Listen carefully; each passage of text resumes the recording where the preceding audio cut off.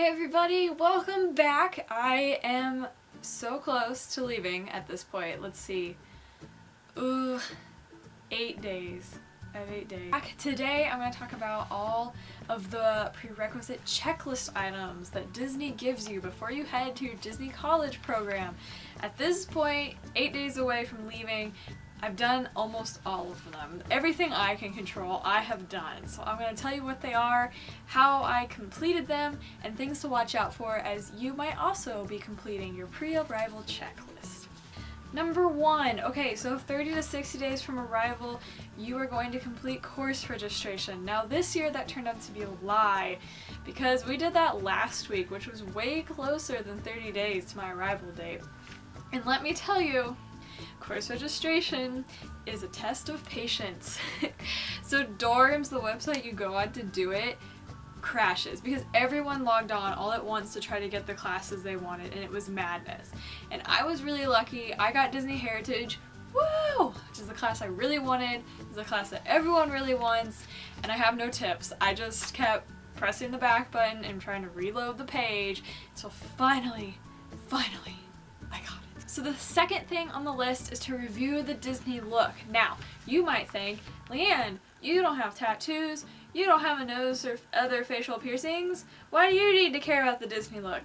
Well, my friends, Disney wants everyone to care about the Disney look, including me, because my glasses don't count because they have orange on the sides. They're like tortoiseshell fronts, but orange on the sides, and orange is not a natural color. So anyway, I had to go buy a cheap pair of sunglasses just in case my contacts don't work or something happens. Hopefully not, but I'll have a pair of glasses that are Disney approved. If you also have any tattoos, piercings besides just one on your earlobe, like I have two, I can't wear that second earring, just make sure you're aware of that and know how to handle it before you get there, because you are expected to be in the Disney look during check-in from at least like here up for your picture, and then at traditions completely, totally have to be Disney look, so make sure you know what that is. The third one is to start thinking about housing or roommate preferences. Now, most people doing the DCP have thought about their roommates since they got their acceptance. Like, I think my roommates and I got together about a month after my acceptance, or at least that's when we started. I started the process a couple weeks later because I wanted to wait for more people to get accepted. I was in the very first wave, and so there weren't as many people already looking for roommates, and then once I did, it happened really fast. And so now I have 6, well, there'll be 6 of us total. I have 5 lovely roommates, and we did get to link up with each other, thank goodness. That also doesn't always happen. So we're hoping for a 6-person, not 2-bedroom, no. We're hoping for a 6-person, 3-bedroom apartment in Commons where we can have our own washer and dryer. We're all graduated from college and we're ready to have our own washer and dryer. It's not guaranteed, but we'll see, fingers crossed. But doing dorms for housing is actually pretty easy. I was the leader for our group, so I logged in first, typed in all our roommate codes, got us all linked up. It was super easy. They just walk you through it. Unlike course registration, like dorms were fine for this. I think it's because not everyone's getting on at once. There's no reason to do it quickly except that I just wanted to. But you just type in your roommates, what your preferences are, and then the rest of them get emails and basically say, yep, I agree, I'm down with that, and you're golden. Okay, so the next set of things is 10 to 20 days from arrival. Now, bear in mind, some of those things happened to me 20 to 10 days before my arrival, so this is Disney's best guess. So the next thing you have to do is complete hire documentation. Now for me, this actually came first. This was the first thing Disney sent me after like acceptance stuff. And it takes about an hour and a half, and you basically just, if you're me, read through all these documents. So it's like the Disney look, safety begins with me, of course, promising not to sue Disney, legal stuff, tax stuff, paycheck stuff, all the really important documents you have to do whenever you get a job, even at Disney. And I've heard that this is stuff you used to have to do at casting, and now you do it online, so less waiting. I'm down with that. I just sat down and did it when I got it because I knew I would forget if I didn't, so just do it. You can't work there without it. The next thing you're gonna do is make sure you have proper vehicle documentation. So if you're like me and you're bringing in a car, you need something that I did not realize when I signed up for this. So obviously I have license and registration. I also have car insurance. Now, it's not my car insurance, it's my parents' car insurance because I'm 22. I don't have car insurance yet.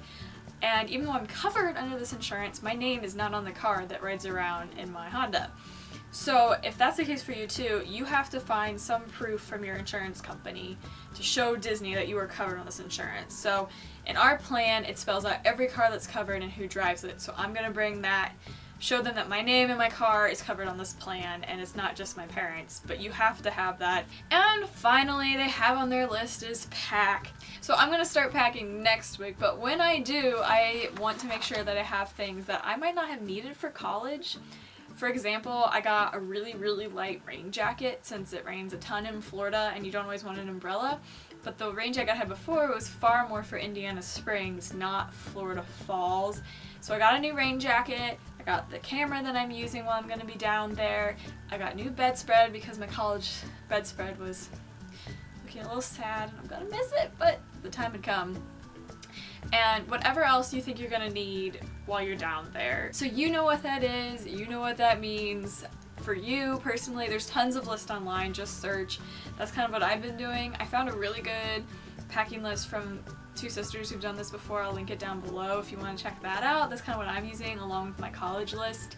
But just make sure you have everything. So that's it for the Disney list of things to complete before you come down to the Disney College program. Some other things I would remind you to do is make sure you have your I-9 documents, which is proof that you can work in the United States. Another thing I personally would suggest is making sure you have everything squared away with your roommates. Make sure you know who's bringing what, who has the router, who's bringing TV if you want one, who's bringing the Keurig or the coffee maker. So yeah, other than that, just make sure you check out the Disney onboarding site. Make sure you're doing everything they said. Don't get freaked out by the emails they send telling you, don't forget to do this, because they're just reminder emails. They're not saying you didn't do it. That's what I thought. The last thing that I'm waiting for that's not even on their list because I can't do anything about it is you get your itinerary 5 to 3 days before you arrive, telling you where you check in, what time you check in, and kind of your schedule for the first couple of days. So I'm assuming that means when you have casting, when you have housing, and maybe even traditions? Hopefully? So yeah, that's the DCP pre-arrival checklist as provided by Disney themselves. So I hope you guys enjoyed this. If you did, please subscribe and like below. That would be awesome. Leave comments if you have suggestions of your own or if you are also doing the DCP this fall. And I will see you guys next time. Bye!